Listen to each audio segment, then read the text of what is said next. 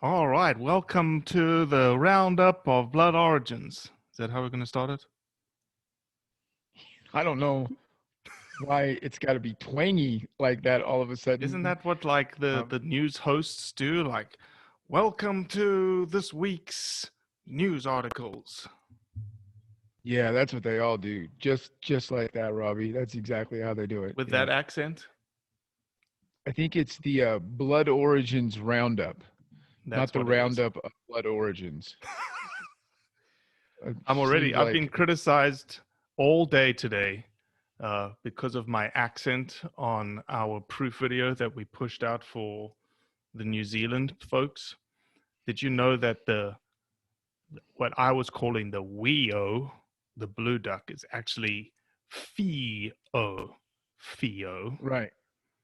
If I had a I dollar did in for fact know every that. Fio that I I thought got, everyone. exactly. I seemed obvious. I saw some of the feedback on that, and I did not. I would have said it exactly like you said it, just with a very boring American Midwestern. Twang. Is it universally agreed upon worldwide that Americans in the Midwest are like the no accent people? No, I think every single American has an accent. I think that us as Midwesterners are boring. Like whatever. Like doesn't sound. There's no excitement to it. We have like the vanilla accent. As compared to Southeast and Boston As compared to anywhere else in the entire world. Everyone else in the world is more interesting when they talk, more interesting of a sound when they talk than those of us that were raised in the Midwestern part of the United States. I wasn't raised here, so I'll just take you for your spoken truth. Right. Okay. So this On with the roundup is roundup. going to be something that we want to do every week because literally we get bombarded all the time. Have you seen this post? Have you seen this piece of legislation? What do you think about this? What do you think about that? And we literally do not have enough time in the day. And people would get, you know, I think they'd get a little, what's the word I'm looking for? They'd get upset. I guess upset's the right word of us posting because we'd have to post all the time. And people would be like, oh, this blood origin stuff. There's way too much coming at us. But we get a lot of Well, stuff thrown our way. even more so than over posting, to me, it's about not because both of us um, have to research a thing, right? Like I said this on a podcast before. Even if you sent me an article with your opinion on it, I would go research it. Not in doubting you, just we very much want to be about the facts. Um, and if we went and researched every topic or, like you said, piece of legislation or something that someone sent to us, we'd actually never get anything done because we'd just be researching everything. So we came up with this idea of the weekly roundup, kind of our thoughts on some of the headlines in the hunting world um, worldwide in the past week to 10 days ish. Yep. The good, the bad, and the ugly, essentially. Yeah, yeah, absolutely. All right. You want to start at the top? We've got a couple to go through. The top seems like a decent place to start.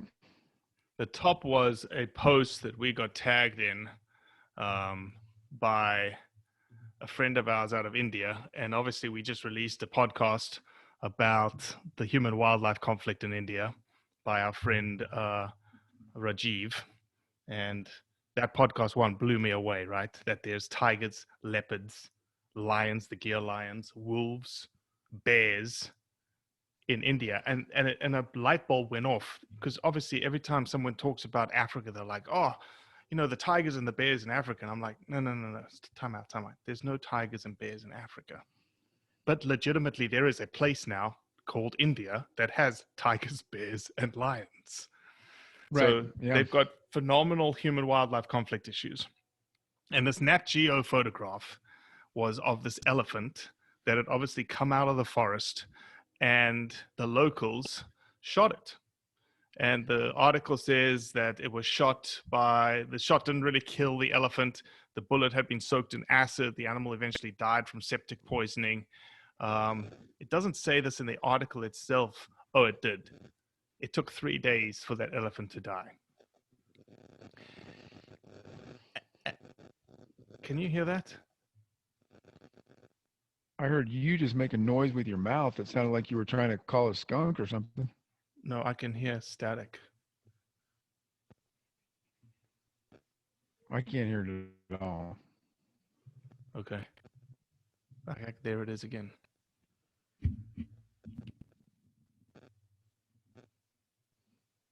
You can't hear that? No, I'm crystal clear silent. Okay. I won't worry about it then. Alaska will just have to edit this out. So it took 3 days for that elephant to die. And what's funny about it is that Nat Geo gets, they get all bent out of shape when it comes to hunters. Yet they're willing to post this, and the suffering that elephant went through is nothing that a hunter wants to see. But these guys don't care, because the elephant is literally something that is in conflict with what they want to do, taking out their crops, taking out people. Rajiv sends us posts all the time about elephants killing people. So to me, it was almost a hypocritical post by Nat Geo. It's like they're all against hunting, yet they have this elephant that is now, being revered and being respected. But the true story is that human wildlife conflict is so rampant in India that the stories, this picture is fake. Okay, so I'm gonna. I took it completely differently. So let's discuss it. I'm fully aware of National Geographic's stance on hunting. But this is the second time that I feel like, you remember when Nat Geo did that time lapse Of the of the elephant. elephant, Yeah. and like that was a really good piece of media for our message, 100%. for the blood origins message, because literally I don't know what an elephant weighs, several tons, a great big animal was reduced to a little tiny mark on the ground because zero of that animal went to waste, right? I also see this post that we're talking about. Obviously, it's sad. And anyone that wants something to suffer for 3 days while it's dying is a horrible person. But I saw the post as another good piece of of media for our message that, look, human wildlife conflict is real, right? It's a thing that has to be dealt with. If you're a farmer in India and a 10 ton 10 tons, is that realistic for an elephant? 13,000 Yeah. pounds is an Okay, African bush so elephant, about 8,800 pounds an Asian elephant. okay, 4 tons. A 4 ton animal is destroying your crops. You have to do something about it, right? Like, this isn't live and let live. These are people that are completely relying. Not only is their livelihood being destroyed, the elephants kill people too. It's real. It's a real thing. That's how I looked at it. I know Nat Geo didn't put the words that way, right? They didn't they didn't caption the Instagram post that way, but that's how I took it. I bookmarked it as, the next time somebody. I love being able to use Nat Geo when I'm in the debate online, right? It's kind of like, if not having to use Fox News, if I'm a conservative, I'd rather get CBS News to say my thing, that my facts. That's the way I took that, Robbie. I mean, it's sad. Um, it's sad for everyone. It's sad for the human beings whose livelihood are being destroyed. It's sad for the elephant that had to suffer for 3 days instead of being humanely dispatched. But I looked at that piece of media and thought, I need to bookmark that, because Nat Geo is proving for us that human wildlife conflict is a real thing, and that the whole live and let live is just an unrealistic expectation, especially in terms of 8,000-pound omnivores. I'll give that one to you. I totally see that now. I think that's a much better way to look at it. I like the idea that, the human wildlife conflict is real and needs to be dealt with, and sustainable use, consumptive use is one tool in your toolbox to be able to mitigate human wildlife conflict. And that there's a more humane way to mitigate the conflict than an acid soaked, poorly placed bullet. Or, as we saw a couple of years ago, fire bombs being thrown on elephants, right? There's it's that's not a we've talked about this before. That's not a why we hunt. But there are benefits to it. When you start to talk about the consequence of, it's almost undeniable that if there was legal and scientifically based hunting of elephants in that area, there would be less elephant human conflict. Correct. And hunters wouldn't let that animal, even a poorly placed shot by a hunter would be followed by 4 or 5 more shots to not let it suffer for more than a minutes as opposed to 3 days. That's the way I took that piece of media. Yep. All right. The next one was something that we got tagged in quite a bit and we responded to, was the whole Old Row Outdoors video of a sorority girl sticking a hog for the first time.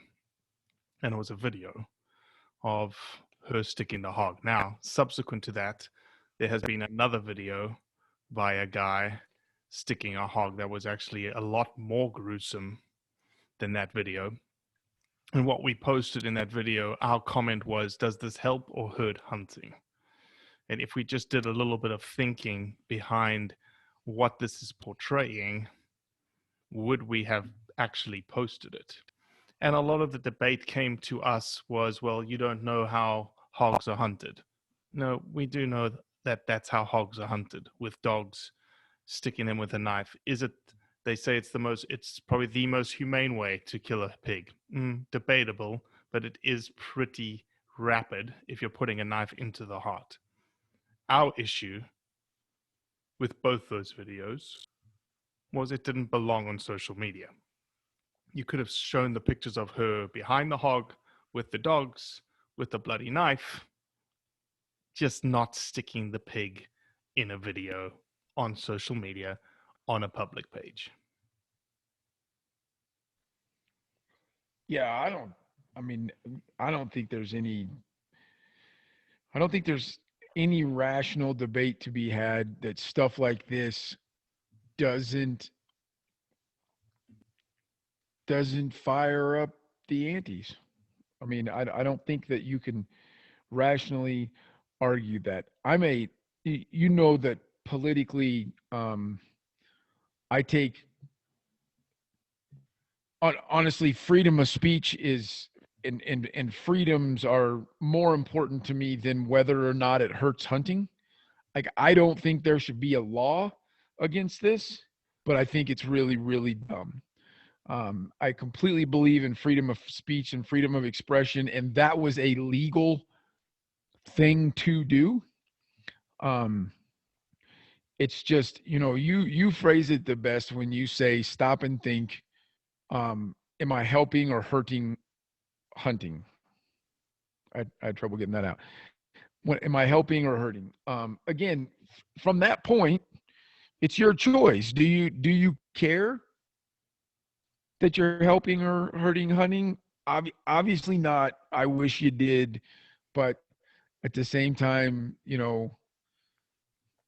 I freedoms give you freedom to do dumb things too. So I don't think there should be a law against it. But man, is there a lot of stuff on social media that, for the sake of a shock factor, so I can get some likes, um,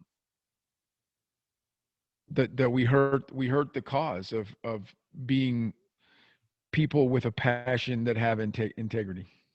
Yep, a little bit more thought and a little bit more self-censorship will go a long way. Yeah, I All think right, it's the just next about one. caring. Do Yeah. you care? I don't think they care. I think they haven't gotten to a maturity or a point in life where they understand that freedoms can be taken away, and they're contributing to that. All right, let's look through. What else do we have? Did you look at this Facebook video of this baboon eating an impala fawn? My favorite part of this whole podcast is just going to be the way you pronounce baboon. Um, I did. I did. So the comment that was tied to that post is a very, very thought-provoking process argument, right? How many times have you seen videos like this where the photographer, the videographer, the person who's supposed to be against hunting shares videos that are extremely violent, right? In this video, a baboon was eating an impala fawn alive. Its mother was there. Its mother looked distressed. And this guy could not stop videoing it because it was, as they say in the post, gore porn. And so the comment was, so this is all right, according to anti-hunters, because it's nature, quote unquote. And this impala fawn was being eaten alive, and the wildlife photographers recorded every second of it. But when a hunter humanely dispatches an animal and takes a photo with it after it's dead, then that's cruelty about animals not wanting to die and how hunters, quote unquote, love gore porn. And it's an interesting argument, right? That because you see it all the time. No, yeah, it really is. I've used the phrase before. I said to you before, that the antis love every single predator and want to protect them to no end except for human beings. That we are a part of this. Um, and then they want to come back and say you're not a natural predator because you use gun. Like, I think that, I mean, I guarantee you that lions are more successful than I am as a predator. Like they get more meat than I do. Um, yeah, I don't understand why there's become such a line where humans being involved in that circle of life or circle of death, however you want to look at it, is so unnatural. It doesn't make any sense. I don't. That's a freaky thing, right? I mean, I can remember the first time I ever saw a baboon in the wild, um, and that's a scary creature right there, right? Like that's the one that if you watch the Disney movies and you get a perception of a baboon, and then you go see a big male in the wild, Disney got it wrong. They don't look like that. They look like they want to eat you. Yeah, they're um, pretty and they're vicious. strong enough and capable of eating you. And then they run faster than the speed of light. It's a freaky animal. Um, yeah, I don't know. I don't get it either. I don't get why we're fascinated with, and I am as well, right?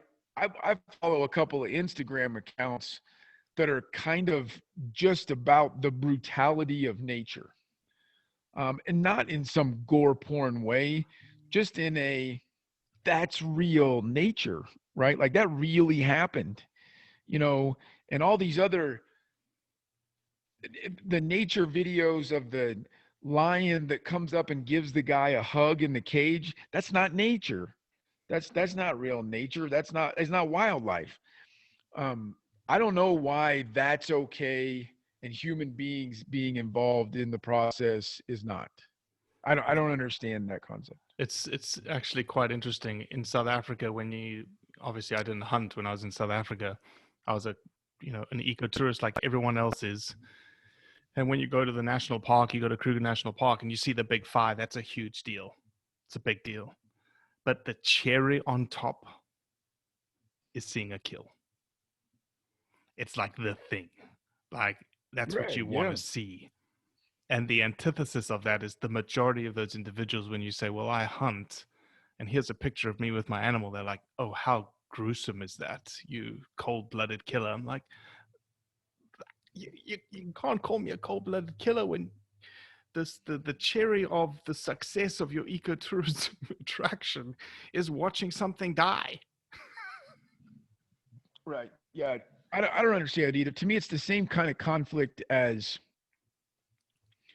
take baboons, right? Like if you there was a guy in Wyoming, right? There was a Wyoming wild official that posted a picture. If I missed any of these details, I'm apologizing. Like he got in trouble. I think had to resign from his job because he posted a picture that he had killed some baboons in Africa, and that like when I was in Africa, I would equate them to like coyotes as far as the way that we think of coyotes, which granted, that's not all working out right now either. But I think there is a huge acceptance of hunting coyotes and maintaining the population by a lot of Americans, right? Like you don't take a lot of grief if you go coyote hunting and you have some success. I would equate, again, I'm not speaking for a sole person from Africa. I would equate they think of baboons kind of like we think of coyotes, right? Mm-hmm. But that double standard, it's the same mentality of, I mean, I would legitimately be scared to post a picture of a baboon that I shot on Facebook because people would go wacko on me, right? Right, That's right. the same standard. This thing's okay in my mind, but this thing isn't, so I'll chastise and judge you. I don't understand that. Yeah. All right, let's move down the list. Let's find out what's next. All right, it looks like the Connecticut African big game hunting ban that seems to have been moved forward. Senate Bill 62. We talked You about it on the. skipped right over HSUS petitions Colorado. Did you not want to deal with that one? I'm just jumping back and forth to change it up on you. Make sure that you're caught off on your off your toes. You ready to talk about? You want to talk about the Humane Society instead of African again? Yeah, let's do that since you brought it up. Okay, Mister, what do you think about I'm just saying we Humane can go in order. petitioning That's all. Colorado Fish and Game to stop live trapping? Thumbs up, thumbs down. I don't know. I wish here's I wish the Humane Society of the United States used their millions of dollars and thousands of employees to do good for animals, because they've already eliminated lethal forms of trapping in Colorado. And now to eliminate non-lethal forms, which, don't get me wrong, I mean, I can see it. I don't want anyone to be confused that these are people that are trapping a bobcat and then letting it go, right? It's a method of taking a fur bearer, is catch them in a live trap and then shoot them. But I don't know how to put it without sounding stupid. What a waste of time for that to be a priority for HSUS. Even if you were totally against it, it is not making anything better for animals. They found a thing. They found their next death by 1,000 cuts thing. That's what they did right there. And when they do it, it won't save any animals. It'll just be one more notch on their belt, um, and one more thing they can fundraise for. Well, as I I don't under, understand it, it's the final notch in the trapping belt of Colorado. Everything else is gone. The leg hole traps are gone. The instant kill traps are gone. Snaring is gone. The only thing you can do is those big live traps still. So right. Yeah. that's No, now on the ticket that's to go. absolutely correct.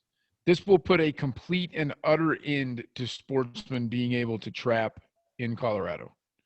What about pest animal control people? Would they still be allowed to use it? Yeah, I'm sure. I'm sure. put a provision in the law, I I guess. didn't actually read. I didn't actually read the petition. I can't believe that in arguably I don't know the numbers, but Colorado was at the a huge part of the trapping traditions and heritage of this country. Um, and the state wildlife biologists have done a phenomenal job of regulating those things and bringing populations back in sync. And now HSUS knew that in a country that's this big with ranching that they're going to have a rough time getting predator control out of the way, but they found one more way to complicate things in that aspect and make it a little bit harder. That's what happened. All right. Well, we'll wait and see what happens there. It may come up on a future roundup. So I'm going to move down, if you're okay, skipping a couple. You're running this show. I'm going to talk about one that you put onto my radar that I think we're going to have differing opinions on. It is the Massachusetts game and fish price hike for their license fees for hunting and fishing in the state of Massachusetts. Why don't you take it and I'll rebut you. Well, okay. I'll first of all admit that I did not go deep enough to know if the Massachusetts Game and Fish Department is in a budget crisis. Okay, so that's the caveat, but I do not know that. I do know, I didn't write it down. I do know that they had record numbers of hunting participation, not complete all-time break records, but huge amounts of hunting participation and outdoors participation, fishing as well, things that required licenses that generate them revenue. Just like every other state in the country, they saw a huge uptick in those dollars in 2020. One of the small silver linings of COVID-19. And I am a firm believer in the North American pay to play model of hunting and fishing.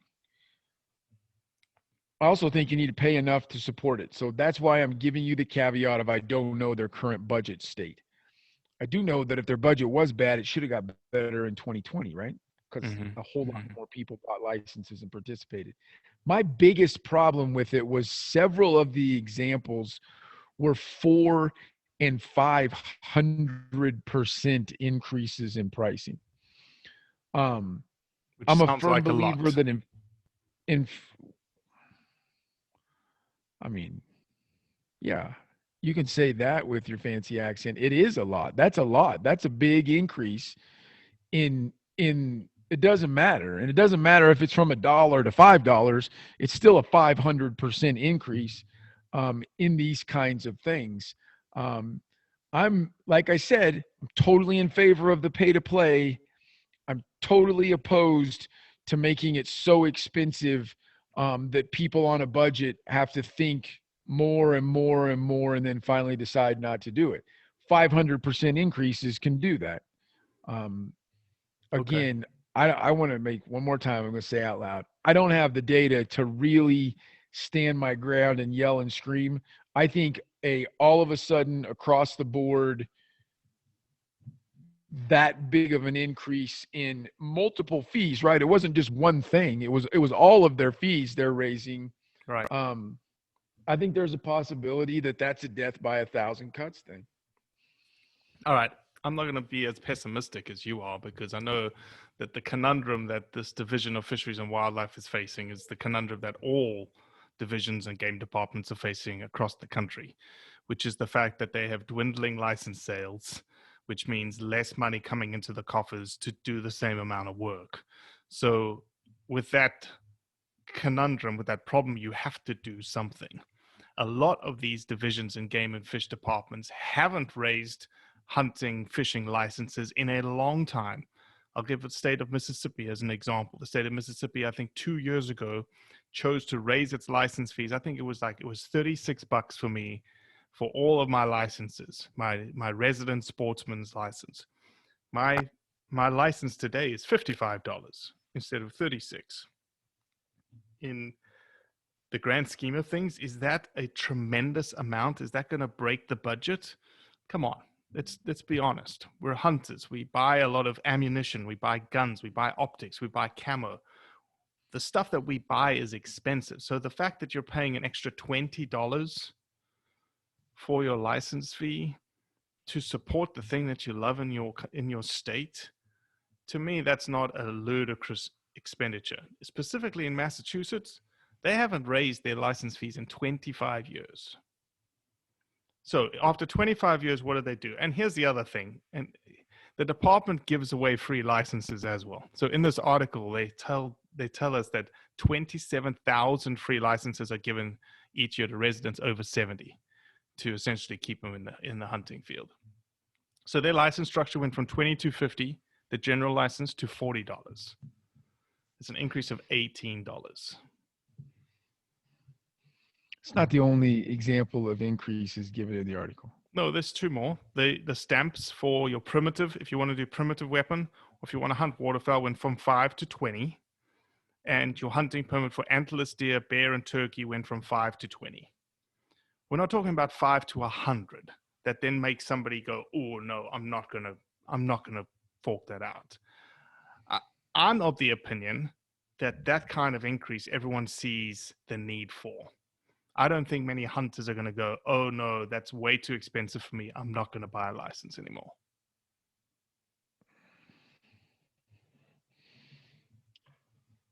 I don't disagree with you. I don't. I do think that your statement of we're hunters, we buy lots of optics, this,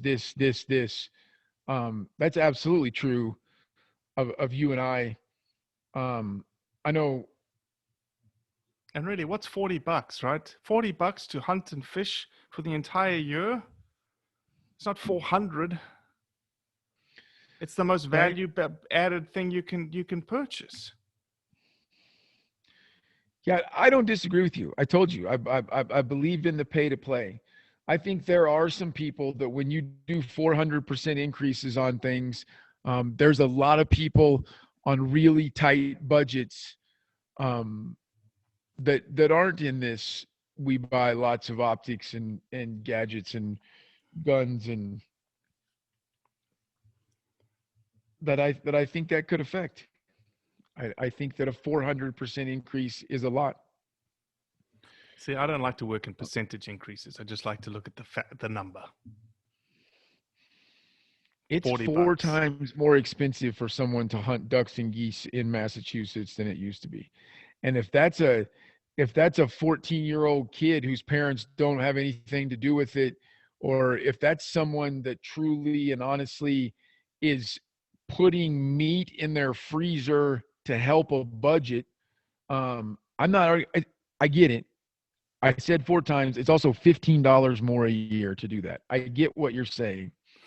I just, anytime there's a 400% increase in the expense to go hunting, to me, it's the exact same thing when all of a sudden there's 55 new regulations. And it's very easy to over-regulate. And then I seem like the jerk that thinks there shouldn't be any rules in hunting. I challenge you to get a Pennsylvania. Order yourself a Pennsylvania hunting and fishing regulation. It's that it'll come in a semi, and it'll take them 3 days to unload that booklet at your house. And that's an attack, in my opinion. It's making it expensive and complicated is going to be the way that we lose the ability to hunt as a nation. And I think more so than anywhere in the world, I'm starting to learn more about Australia, and I think maybe their system is similar. You don't have to be a rich person to hunt in the United States. Don't get me wrong. If you got more money, you probably are going to shoot bigger things, and it's going to be a little easier, right? There's no doubt about that. On a consistent revolving basis. But you don't have to be wealthy. You can be a kid that mows some lawns because mom and dad aren't throwing him the money for a hunting license, and you can get things done in the United States. And I want it to stay that way. That's my point. I think people are going to get to know Cody's exaggerations through the roundup. Analogies and What did I exaggerate? exaggerations. I didn't exaggerate a single thing. What? You're such a liar. The semi What truck did I that's exa- going to the semi truck that's going to bring the Pennsylvania game book. Oh, that's a metaphorical exaggeration, though. That's not really an Oh, sorry. exaggeration. I'll roll back what I said. People are going to get to know your metaphorical exaggerations then. Right. All right. I always exaggerate for effect. I don't exaggerate the actual details. All right. Well, here's an exaggeration for you then. Do you think the Wisconsin hunters went over by 82% of the quota or went over by 8% of the quota? It just depends on how much clickbait you need your headline to be. Because you can, in fact, they went over 8%, solid, plain and simple. They went over 8% the actual kill amount that the state of Wisconsin put out. But you're not going to change anyone's mind with the way that you're wording that, though, Rob, because they're just going to say, well, but that's just because the natives, Americans didn't take their 81 wolves. So let me ask this question then. Should we take it as a biological quota or a legal quota?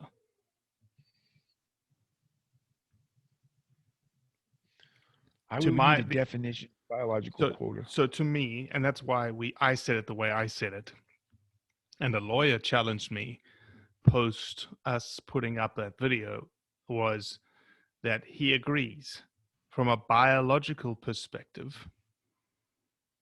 And I posed a question back to him. And the question back to him was this: what is the point of a quota? The point of a quota is a sustainable take of a certain population to either maximize its yield or maintain a sustainable population through time. The quota should be the law supporting the biology. Okay. Is what the quota should be. And so if it's a legal quota, then the Wisconsin hunters went over the quota by 82%. Because their legal quota for resident hunters on general license was 119. Yeah, the legal quota off tribal lands was 119, yeah. Correct. You said resident hunters. Non-residents could take part. Sorry, general license. I should have said general license. Right. But biologically, if the Indian tribes made the decision not to take any animals, and this also sort of goes over to, if you remember the whole Wyoming, I think it was Wyoming, when they put out the grizzly tags, and the non-hunters were going to pay for the grizzly tags so that no grizzlies were going to be taken. Well, again, it sort of defeats the purpose of the quota. And so biologically, the 216 number was an 8% number that went over the 200. So the assumption still is that no wolves were killed through the Indian tribes.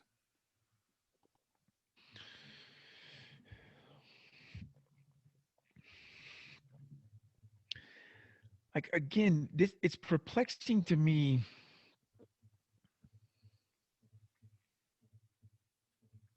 It's just another clickbait thing. And some of the headlines, wolf massacre goes beyond legal limit. I mean, just good Lord, the creativity. I don't understand. First of all, it shouldn't have happened, right? Right. I don't have it. If the biologist said 200, that's the number, right? Yeah, we're both on the same page there. But that's not the hunters. It's probably really and truly not those 216 hunters, right? Because if they had chosen to ignore the deadline, they probably wouldn't have checked the wolf, right? Like, the odds are very, very good that those 216 hunters were people that stopped the second they got the notification that they were supposed to stop, right? Right. Like those are most likely, because they took the time to go to a check station, those are most likely people that abided the law. I don't think those 216 people or those 216 people did anything wrong in any way that I know of. Um, Probably should be a little bit better of a system, like you, instead of shutting it down at 160 and overflowing to 216, you shut it down at 140 and overflow to 196, or however that math works out. Or But instantaneous check-ins with text messages and whatnot. The technology is there for everyone to be connected all at once for check-ins. well, you can still absolutely get into wolf habitat in Wisconsin where you would need a sat phone, or there's some complications to that, but it needs to be better. There's no doubt. But these are not numbers that I thought you did a great job of tying it back to, by all accounts, what's Wisconsin saying, 1,200? Yeah, A 1280. No, 1,183. About is 1,200. is their number. Wisconsin absolutely does a counting system of verification. Um, so that's not an estimate. Those are counted wolves in Wisconsin. So it's 100% true. It's not me fudging the data. That's the minimum. That's the minimum number of wolves. Okay. And I guarantee you they didn't. This is me giving my opinion. They didn't find them all. So in the beginning, when the wolves were delisted, you covered this on the talking head. I don't want to pound it too hard, but that 1183 is 1,083 more wolves than the goal to have in the state of Wisconsin when they were originally delisted, when they were originally listed on the Endangered Species Act across the nation. 100 wolves was the goal. Well, between Wisconsin and Michigan. Right, right. And that 1183 is just Wisconsin confirmed wolves. There is a overpopulation. I said it a second ago. I stand by it. I think there was mistakes made because quotas are quotas and we shouldn't go over them. That needs to be improved upon. But this is not a thing that demolished the wolf population of the state of Wisconsin. They just need to get a better system for, and even to their credit, holy cow, were they made to rush this whole thing, right? Right. Right? Like they were forced to, Wisconsin legislators 5 or 6 years ago passed an actual law that when the wolves are delisted, the Wisconsin Department of National Resources was immediately required to launch a wolf season. Very weird piece of legislation, but that's what happened. So I don't really want to knock them either. I mean, 8% fudge isn't a horrible number when you got 10 days to put a statewide wolf draw application and quota system together. I don't excuse it. We can't go over quotas. But at the same time, this is another great clickbait headline grabbing thing that is not a huge deal, and I will bet you that Wisconsin is more organized next year and stays within their quota.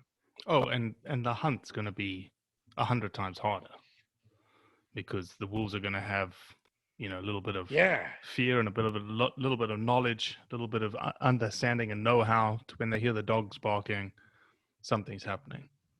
All right, let's do They're one not going more. to go investigate. They're going to run. Let's do one more. I'll let you pick. You can choose between Connecticut, New Mexico, or the SADC countries of Africa. Was the SADC countries of Africa on the list? There was a video that I posted in there. Let's do New Mexico. I think yeah, let's do New Mexico. me giving you the reasons why I don't want to do Connecticut would just be us doing Connecticut. So let's do New Mexico. So, what do you know about SB 32 in New Mexico? Pretend nothing. It's not entirely true. But what do you know about it? So, it's a public land trapping bill that's moving forward. It moved out of its committee into judiciary, and then the shenanigans started in judiciary. They did not give 24 hours notice, or they just, I think, just barely, like 25 hours notice for it to be brought up in front of judiciary. So the comment period was very, very, very tight. It moved out of judiciary, um, and it moved to the Senate floor today. And unfortunately, this bill, which is banning the trapping on public lands throughout New Mexico, um, passed through the Senate 23-16 today. And so now it moves on to the House. Interestingly enough, a lot of people are against it. You probably, the skinny on the street is backcountry hunters and anglers are for it. No, backcountry hunters and anglers are against it, as most people are.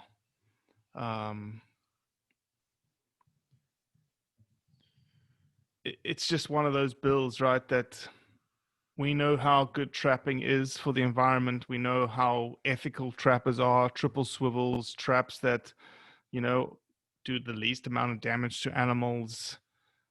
Yet, yeah, again, speaking to the same lawyer that called me about wolves, his idea of trapping, because he brought that up in terms of, oh, they trapped wolves, how inhumane. His perception of trapping is this antiquated bear claw trap that breaks legs, that maims animals, and that is, those animals sit for days and days and days and are in, awful amount of pain. And I think that's just the rhetoric behind this bill, and that's why it's continued to move forward.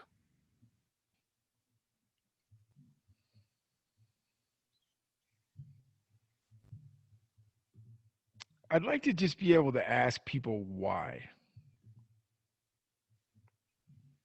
Right? Like the people that wrote it, I just want to sit down with them, inject them with truth serum, Right. and then ask them why. You know what I mean? And what I hate about not knowing why, I hate assumptions. Like I'm literally on a quest in my life to quit assuming things. It's impossible. Like it's a quest I'll never achieve, but I'm way better at it.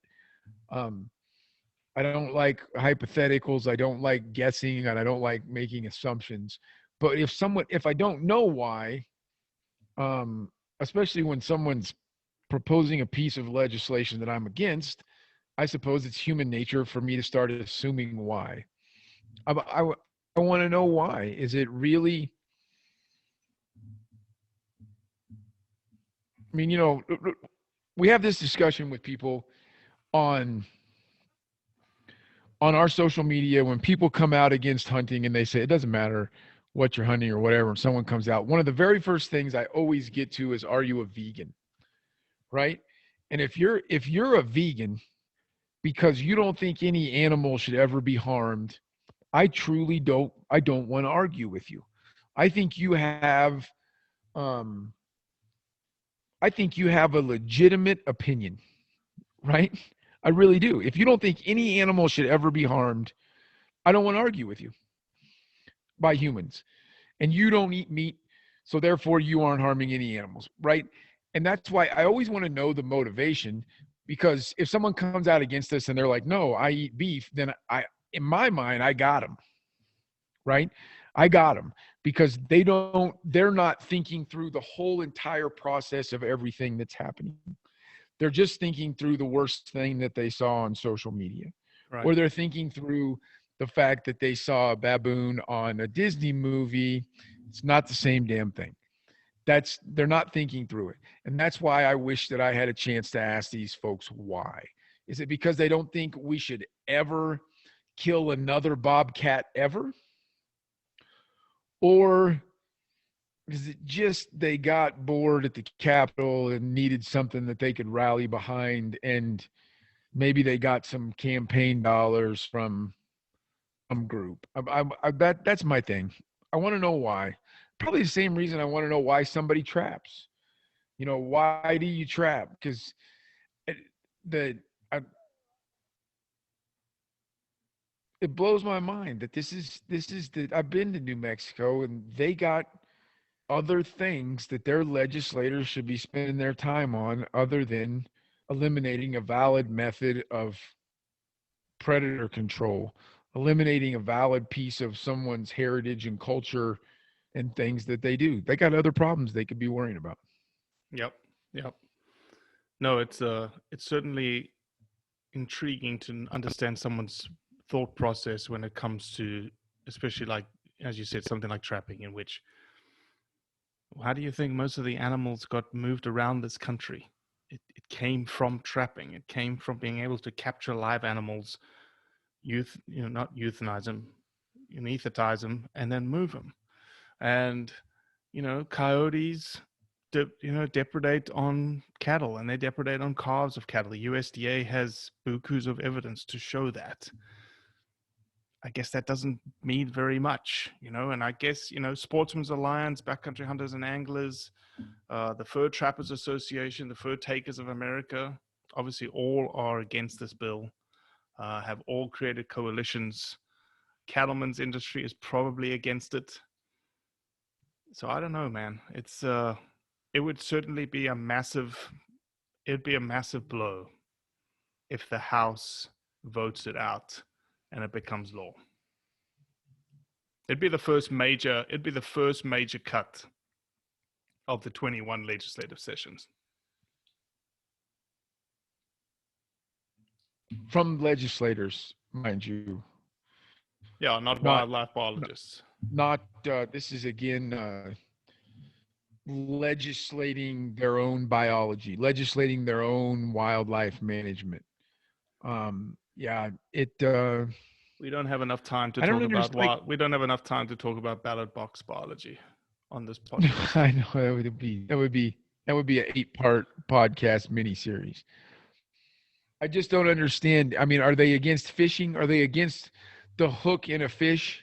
Um, I don't see a valid reason why. And so, as much as I hate assumptions, my mind goes to um, a death by 1,000 cuts. They're very aware that they probably shouldn't launch a full frontal attack on hunting right now. Um, Somebody recognized that trappers were a smaller group of people who were harvesting animals, and so they decided to go after them. That's what I think happened. It's an assumption. It's completely unburdened by data. Well, just let's keep an eye on SB 32 in New Mexico, and we'll probably have to report on it next week's roundup. Well, I think that gets us to the end, my friend. I know there's a couple of other pieces, but we've already bored our audience to death. There's probably one or two people still hanging on. Any last words of wisdom? No, I think this is a cool thing. I hope that invite people to in the comments, get involved in the discussions. We try our very best across all platforms to reply to them, and if someone has a perspective, I think for the most part, in most things, we're pretty open-minded people that'll listen to a rational discussion. So maybe it'll prompt some of that with all the topics that we covered. Yeah. So to that end, send us articles, send us topics, send us posts, ping us on Instagram, ping us on Facebook Messenger, tweet us, email us, text Cody. No. Email info@bloodorigins.com so I can filter those suckers, please. So yeah, the other Cody, we have another Cody part of the team, had a great idea that we will explore in the future. Did you know that Google has a audio voicemail feature? I did. I have a Google Voice number myself. Yeah, I think we should look into that because that would be pretty neat. I hate to you talk about filtering your email. We probably will have to filter that if we get into the Yeah, audio game. yeah. Just because you send us something to talk about does not mean we will actually talk about it, but we will try. That's it. All right, brother. We'll sign off. Good one. Absolutely. Cheers.